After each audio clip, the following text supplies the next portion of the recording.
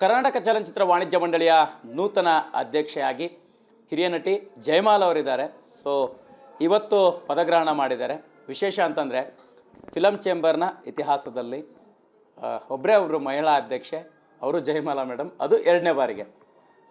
ಅವ್ರನ್ನೇ ಮಾತಾಡ್ಸೋಣ ಮೇಡಮ್.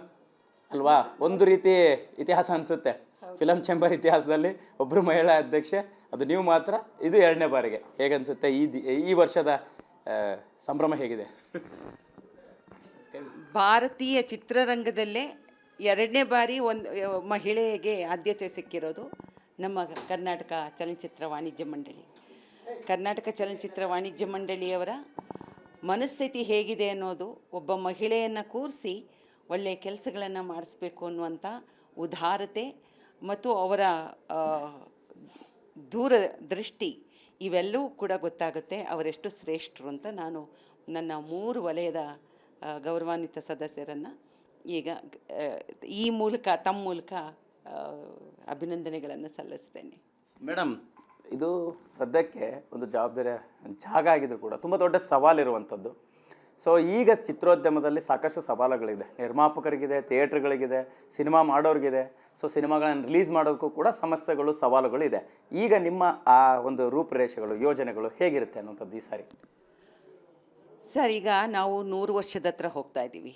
92 ಈ ಮಾರ್ಚ್ 2ನೇ ತಾರೀಕು, ಮಾರ್ಚ್ 3ನೇ ತಾರೀಕಿಗೆ 92 ಕಳೆದು 93ಕ್ಕೆ ಕಾಲಿಡುತ್ತೆ. ಇನ್ನೊಂದು 7 ವರ್ಷಕ್ಕೆ 100 ವರ್ಷ ಆಗುತ್ತೆ.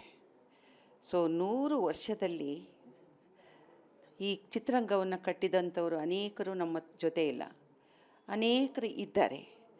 ಆದರೆ ಅನೇಕರು ಕೂಡ ಒಂದು ಸೂರಿಲ್ಲದೆ ಇದ್ದಾರೆ, ಎಲ್ಲವನ್ನು ಕಳ್ಕೊಂಡವರಿದ್ದಾರೆ. ಈ ಉದ್ಯಮದಲ್ಲಿ ದೊಡ್ಡ ದೊಡ್ಡ ಚಿತ್ರಗಳನ್ನು ಕೊಟ್ಟಂಥವರು ಇವತ್ತು ಸಿನಿಮಾ ಮಾಡೋಕ್ಕಾಗದೆ, ಅಂದರೆ ಬದಲಾದ ಸಿಚುವೇಶನ್ಸು, ಸೆಲ್ಯುಲಾಯ್ಡಿಂದ ಡಿಜಿಟಲ್ ಆಗಿದೆ. ಈ ಡಿಜಿಟಲ್ ಆದಾಗ ಕೈ ಸುಟ್ಕೊಂಡವರು ಅನೇಕರಿದ್ದಾರೆ. ಅಂಥ ಮಹನೀಯರನ್ನು ಮತ್ತೆ ವಾಪಸ್ ಚಿತ್ರ ಮಾಡುವ ಹಾಗೆ ಮಾಡಬೇಕಾಗತ್ತೆ. ಚಿತ್ರಮಂದಿರ ಮುಚ್ಚೋಗಿರ್ತಕ್ಕಂಥ ಚಿತ್ರಮಂದಿರ, ಕೆಲವರು ತಮಗೆ ಗೊತ್ತಿರ್ಬೋದು, ಅನೇಕರು ಚಿತ್ರಮಂದಿರ ಮುಚ್ಚಿ ಹೋದರೂ ಕೂಡ ಅಲ್ಲಿ ಚಿತ್ರಮಂದಿರವನ್ನು ಹೊಡೆದಿಲ್ಲ ಅವರು.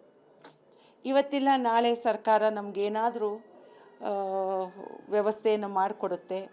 ಇವತ್ತು ಇಂಡಸ್ಟ್ರಿ ಮಾಡಿದೆ, ಅದಕ್ಕೊಂದಷ್ಟು ಅವರಿಗೆ ಬಲಿಷ್ಠರಾಗಿ ಅವ್ರನ್ನ ಬೆಳೆಸಿದ್ರೆ ಜನರಿಗೆ ಸಹಾಯ ಆಗುತ್ತೆ.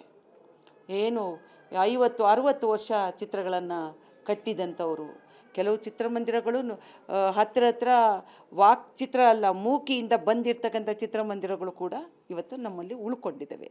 100 ವರ್ಷದ ಇತಿಹಾಸ ಇದೆ.